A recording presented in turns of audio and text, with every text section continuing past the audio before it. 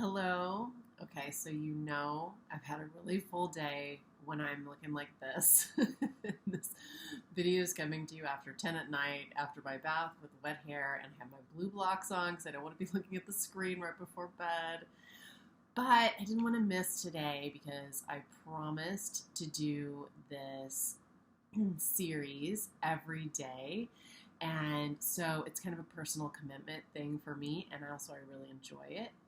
I should get a day ahead of you guys though, so you can always have it in the morning because I know some people would love to have that and not be up at 10 at night looking at this video.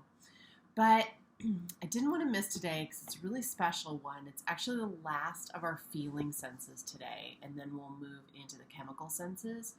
But before we start, please do go ahead and start with your 1 to 10 and your little bit of journaling, or your lot of bit of journaling, whatever you feel like. And then let's talk just briefly about sense 18, which is a sense of motion, body movement sensations, and sense of mobility. This is such a nice one to end the feeling senses on, I feel like, too. And let's see if we can go a little bit deeper with it. So obviously we can be aware that our body can move, and it's amazing to notice all the ways that it can move.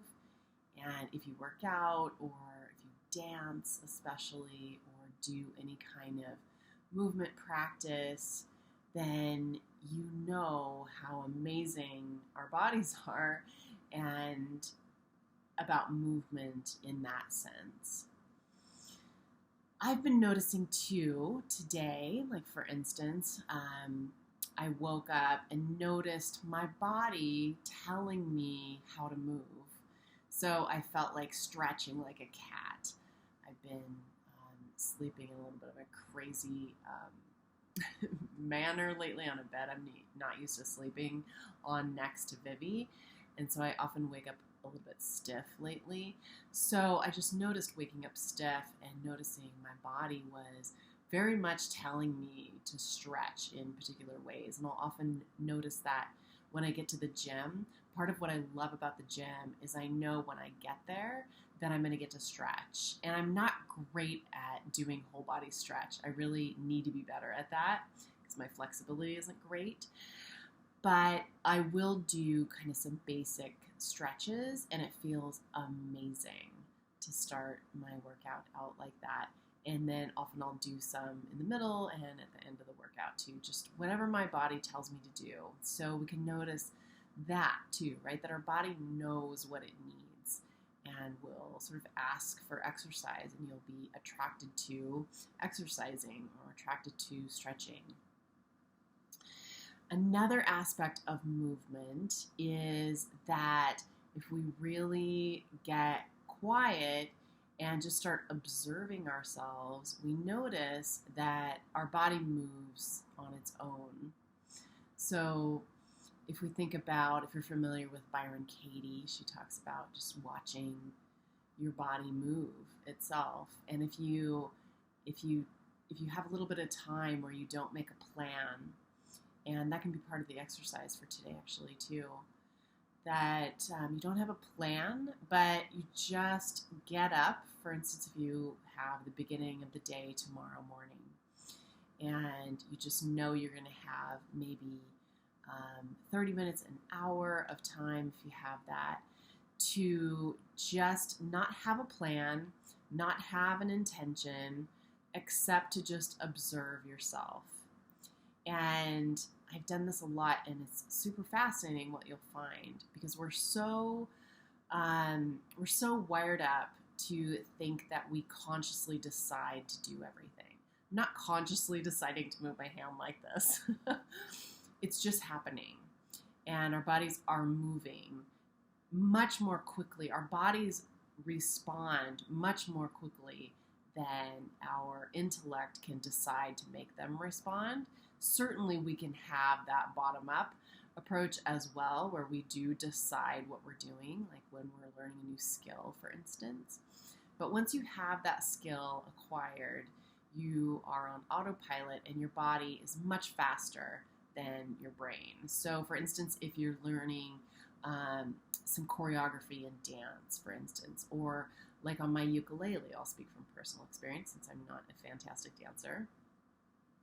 But I know that if I just practice a little bit every day, and if I'm learning something really new, or most days, I don't practice every day, but if I'm learning something new, that it'll be really like tangled up when I first start doing it. Like, I don't know what to do with my hand, the strumming pattern is hard. I'm trying to get the chords.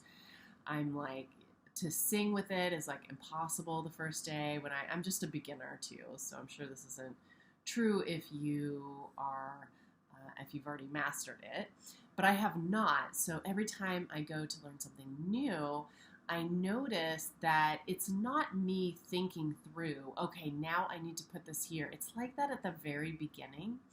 But then if I have a sleep, if I do a little bit sleep, I'll notice the next day that my brain has organized things and my body has an understanding that it didn't have the day before, even though I didn't practice at night. It just sort of sinks in, and I think pretty much everyone is aware of that phenomenon, that our bodies really have this incredible wisdom of their own.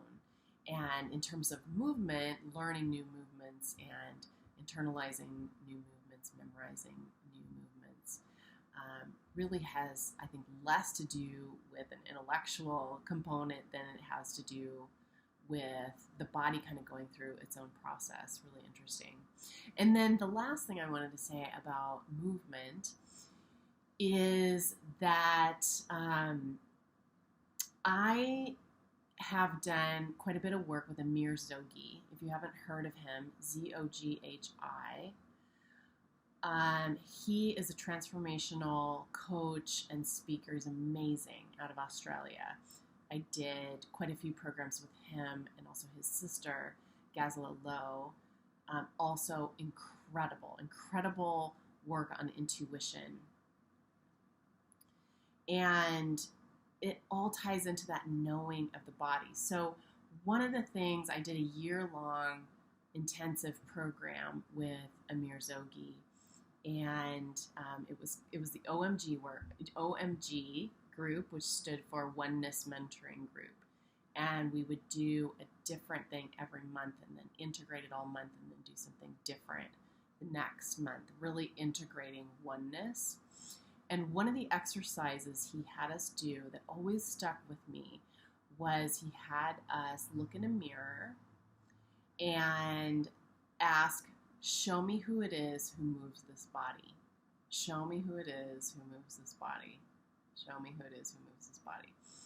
And I think I have that phrase right, but it's very interesting if you do that, kind of what you discover potentially about yourself and who you really are, because we are not intellectually making these decisions to move our eyes or any of the movements. And if you are in danger, if you run out in the street and a bus comes along, your body will pull you back before. I mean, it's not an intellectual process that happens of, oh, there's a bus. Shall I go this way or that? No, you're just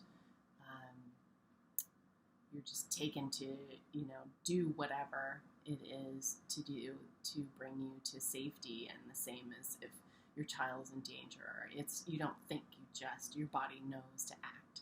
So that's interesting too, to watch that movement happen in the body without that mind. And I think that untangling of what we think of the relationship we have with the intellect from the body, untangling that and watching actually what's happening. Our intellect is kind of creating gestalt pictures and telling stories about what's happening and sort of tying things together in that way. But often that is all that it is. So that's something to observe. So for today, I would love to recommend that if you want to do, if you pick one of the things that I mentioned, but I would love if you would look in the mirror, spend maybe 5 minutes, which actually seems like a long time sometimes when it's just you doing that.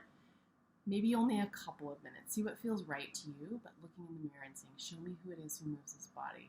And this is not one of those scary things that this made me think of, like this thing we used to do in like third grade where you said some like thing about the saints and then you looked at the mirror and one was supposed to appear or something like that. It's nothing creepy like that. It's really just looking into your own eyes and just seeing kind of what you discover is there. So I would love to hear if you have any comments about that too. So just spend some time with your wild self, with your wild body, connecting in and really asking, like, who's here, you know?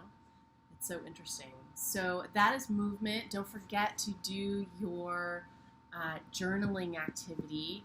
I would love also to just really quickly mention my friend Chip Conrad, who has for decades, I would say, made a study of movement and play.